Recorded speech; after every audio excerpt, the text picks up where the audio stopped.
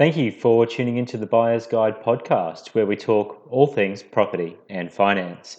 My name is Peter Mastriani, the founder of the Buyer's Guide, which is a business that's been established to help as many people as possible buy their first home through to building a property portfolio to secure their financial future. In today's podcast, I'm going to give you a quick guide to purchasing land and building yourself, the rules of thumb, some pointers, and a couple of other things. So let's get to it.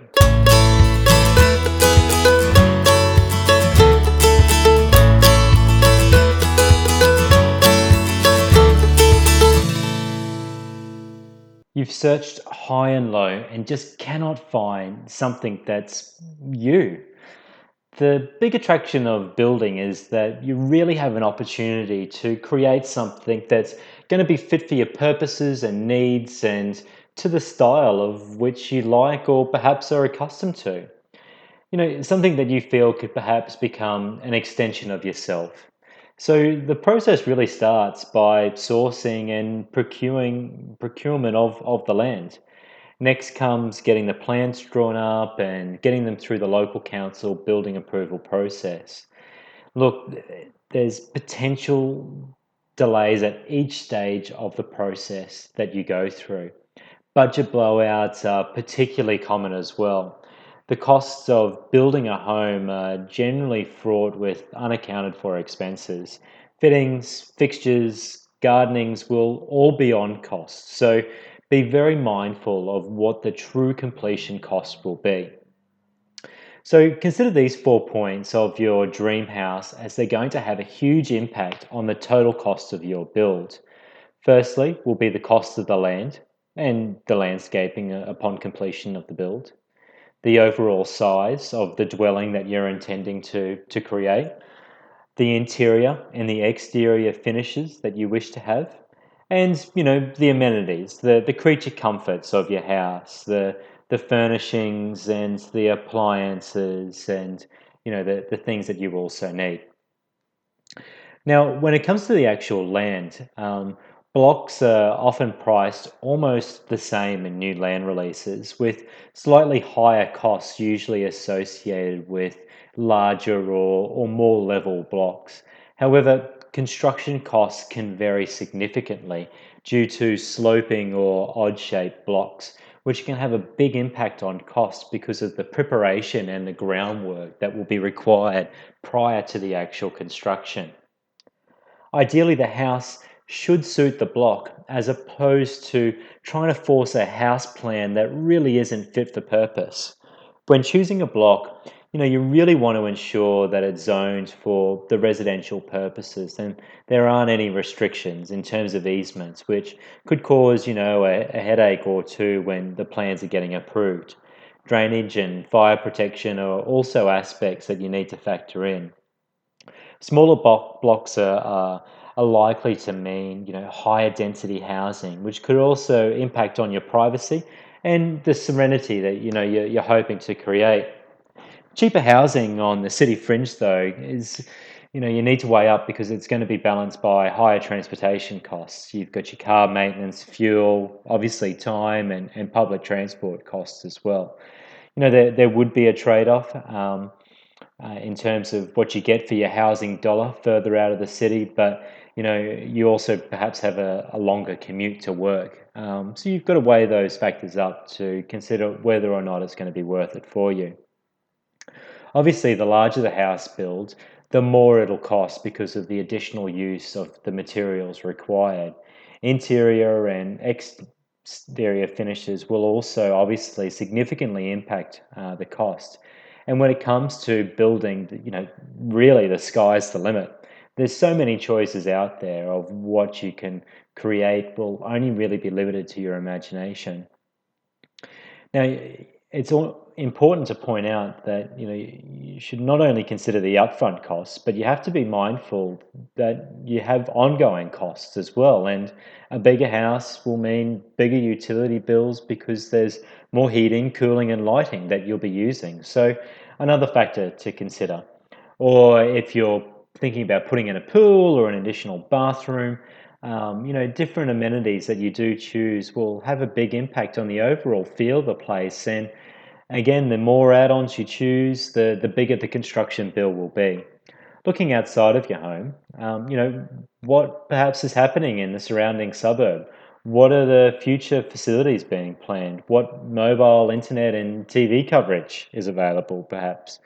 These are some of many of the external considerations that need to be taken into account when building, because you don't want to construct something that isn't going to be suitable for the area. It'll be considered a bit of an oddity and probably could be quite punishing on the potential for capital growth. Also, if you do build and you're thinking renting it out, perhaps in the future, you have to be building something that's going to be suitable for the tenants that you hope to attract into that dwelling. So, the things to consider before you actually build your home. Firstly, you won't receive the first home buyer's grant if you've only bought land. A comprehensive building contract will be required as well in order to claim the grant. Now, when you're working in price ranges, work in a price range of around about $1,200 to $1,700 per square metre. However, these could very easily creep outside of this range depending on the style, the finish, the bloke slope, or the groundworks, etc., that could be required. But as a rule of thumb, $1,200 to $1,700 a square metre probably is about there. Now, generally, it's going to be cheaper to build a single story home compared to a double story, as it is to build on a flat block compared to a sloping block. Um, Most builders don't actually include driveways, landscaping, fencing, carpet, tiles, fittings, engineering costs, and the list goes on. So ensure that you understand any contract that you are signing and be particularly clear about what it is that you'll actually be receiving. Soil types. This is interesting. Soil is actually classified on different levels between A being the best and E being the worst, do not build. Earthquake is very possible.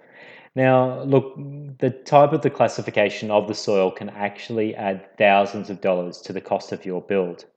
A class classifications are generally considered the best to build on because there's very little ground movement. So be mindful of that. Also, be mindful that any change that you make to the contract, whether that's designs or inclusions or whatever it may be, after you sign, will more than likely mean additional charges as well. Now, lastly, obtaining quotes can be quite a difficult process. There could be a reluctance to give fixed price quoting as well, or inaccurate quotes that, are deliberately too low or too high. If you want accurate pricing, you need to be truly honest about how much you're prepared to spend upfront. Secondly, you need to have the block of land already identified along with the design and the inclusions that you're after. If you know this, then you're probably going to be able to obtain a much more accurate quote, which will definitely help in the long term, forecasting of your budget for the build. Now, sourcing a good builder and a good one at that, will definitely be worth their weight in gold. Top builders need to be consultative. They need to produce quality work and manage a fine line between being consultative and also not hassling you with minor problems that could arise on a daily basis out on site. Your contract will cover off the specifics of what's actually included. Generally, though, remember it's not going to be 100% completed in terms of the contract that you're signing with the builder. There are additional things that you're going to have to get quotes for yourself. You need to give some prior consideration on what the fittings and fixtures you would like to also be included, along with the impacts of the material changes could have on your bottom line. So be clear on who's going to be sourcing the trades and what level of autonomy you will provide the builder. Are you intending to be on site on a daily basis to check progress? Will you participate in the project management process? Will the builder even allow this? There's lots of things to consider, and therefore it's best to work with someone in a consultative fashion. If you would like some recommendations on who the Buyer's Guide would recommend as quality builders within Southeast Queensland, please get in touch through the Buyer's Guide website, .com.au. And that's it for today. So good luck, happy hunting, and be sure to stay tuned to our podcasts where we'll continue to discuss all things property and finance related. Bye-bye.